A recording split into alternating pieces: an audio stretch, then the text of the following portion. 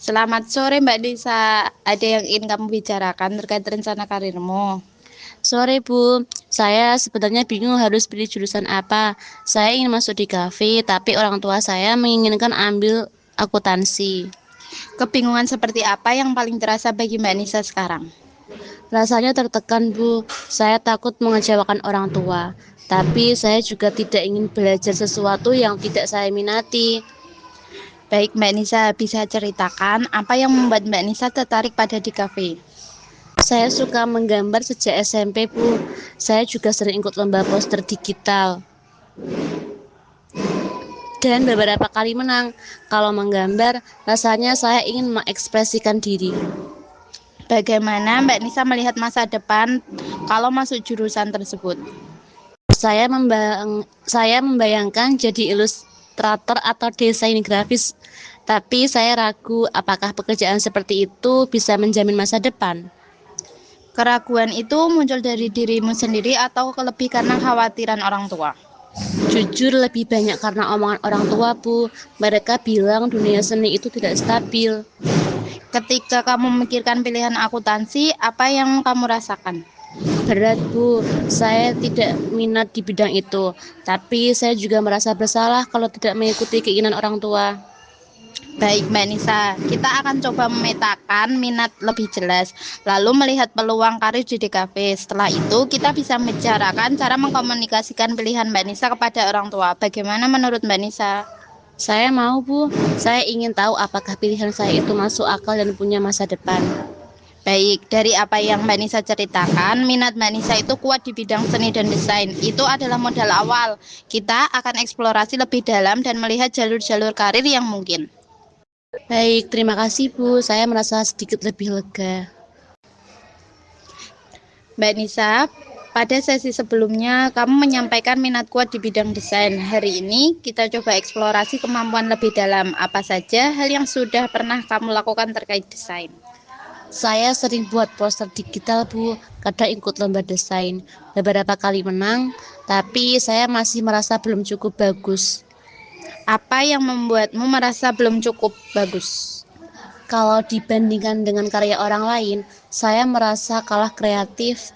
Takut nanti saingannya banyak Bu. Jadi, kamu membandingkan dirimu dengan orang lain ya? Bagaimana kalau kita lihat dulu kekuatanmu? Menurutmu, apa kelebihanmu dalam desain? Saya rajin belajar Bu, saya suka mencoba software baru, belajar dari YouTube, dan saya sabar kalau proyeknya itu lama. Itu adalah kualitas penting dalam dunia desain. Ketekunan, kemauan belajar mandiri, dan kesabaran dalam proses. Iya Bu, saya baru sadar itu ternyata termasuk kemampuan juga ya. Kalau seandainya kamu melanjutkan ke DKV, apa langkah pertama yang ingin kamu lakukan untuk mengembangkan portofolio? Mungkin saya buat beberapa karya khusus untuk portofolio Bu, dan coba ikut kursus online. Itu rencana yang sangat konkret. Bagaimana perasaanmu setelah memikirkan langkah-langkah itu? Lebih percaya diri Bu, rasanya jurusan DKV tidak semenakutkan yang saya bayangkan. Hari ini kita fokus merencanakan bagaimana kamu menyampaikan pilihanmu kepada orang tua. Bagaimana perasaanmu membayangkan percakapan itu? Jujur Bu, saya masih takut. Saya takut mereka marah atau tidak setuju. Kekhawatiran itu wajar. Menurutmu, apa hal yang paling ingin kamu sampaikan kepada mereka? Saya ingin menjelaskan kalau saya sungguh minat di DKV dan saya mau bertanggung jawab atas pilihan saya itu Bu. Bagus. Bagaimana jika kamu menyampaikan dengan kalimat yang tenang dan jelas? Coba kamu ucapkan versi sederhana sekarang.